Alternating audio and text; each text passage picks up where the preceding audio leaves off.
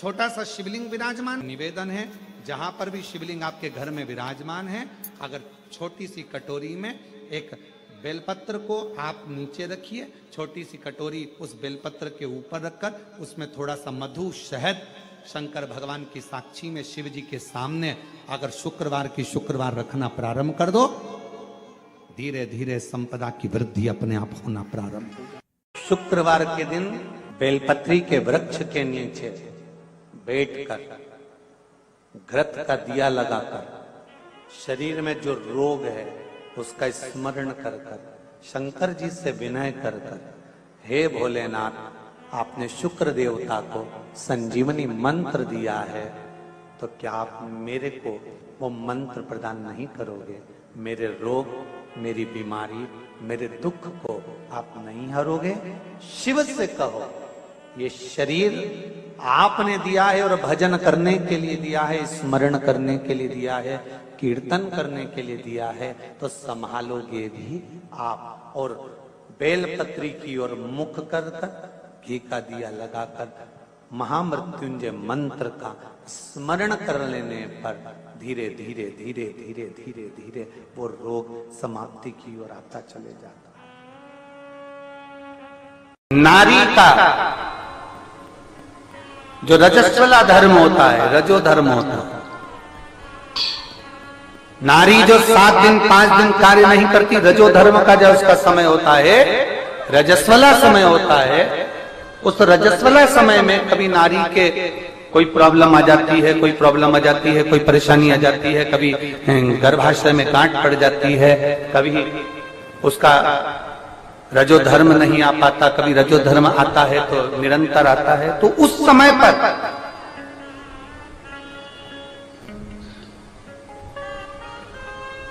एक गूलर का फूल,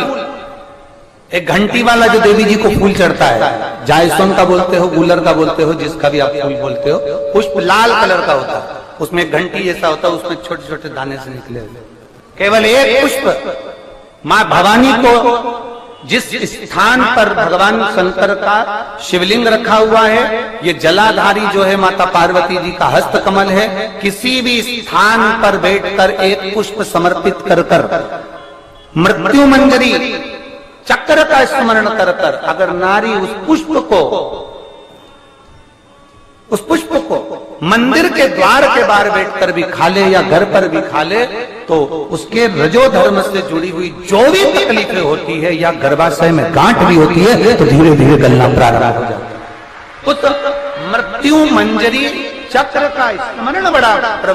ये थोड़ा सा लोगों को लगेगा, बताओ महाराज जी कहां का विषय लेकर बैठ गए, पर संपूर्ण भारत की मेरी जीजियों के लिए ये प्रयोग बहुत जरूरी,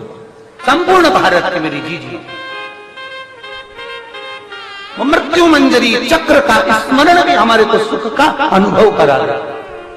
एक नारी के जीवन को सुखता प्रदान करता, आनंदता प्रदान करता। जैसे संतान नहीं होने पर आप सफेद आंकड़े की जड़ बांधते हो, कौन सा नाम लेते हो? तुम रुकेश्वर महादेव का। तुम रुका जी का नाम लेते हो, किस बार घुमाते हो, कमर पर बांध लेते हो, संतान का सुख प्राप्त हो जाता है। ऐसे मृत्यु मंजरी चक्र का स्मरण जब जब नारी को कोई तकलीफ आ रही है, डॉक्टर ने बोल दिया गर्भाशय में गठान पड़ गई, गर्भाशय में गांठ पड़ गई है, रसोली पड़ गई है, उस समय पर आपको स्मरण होना चाहिए, उस समय पर आपका स्मरण होना चाहिए। थोड़े दिन प्रयोग करिए और प्रयोग करने के बाद पत्र में लिखकर भी भेजना कि फल उसका फर्क पड़ा कि नहीं। किसी भी अष्टमी पर एक बेलपत्र, 3 शमी पत्र, आप कभी दिल से, कभी मौका मिले हृदय से अशोक सुंदरी वाली जगह का स्पर्श कर कर भगवान शंकर के शिवलिंग पर एक बार समर्पित कर कर देखना, और दूसरे वर्ष इंतजार करना कि तुमने अष्टमी के दिन बाबा को शमी पत्र बेलपत्र दिया था, क्या बाबा ने तेरे घर में धन और वैभव दिया कि नहीं दिया? जो स्थिति में गाड़ी चल रही थी वो स्थिति की गाड़ी तेरी पार हुई कि ना? आपके जीवन में ऐसा लगने लगे कि हाँ बहुत कष्ट है, कर्जा भी बढ़ गया, तकलीफें भी बढ़ गई, बहुत दुख भी बढ़ रहा है, कहीं परिवार सही नहीं चल रहा है, तो प्रयास करते रहा करो। हफ्ते में एक बार एक चावल का दाना जल के पात्र में डाल लिया, एक काली मिर्च जल के पात्र में डाल ली और उस जल को ले गए, थोड़ा सा चंदन का छींटा डाल दिया, ले जाकर शिव जी को समर्पित कर दिया। शंकर को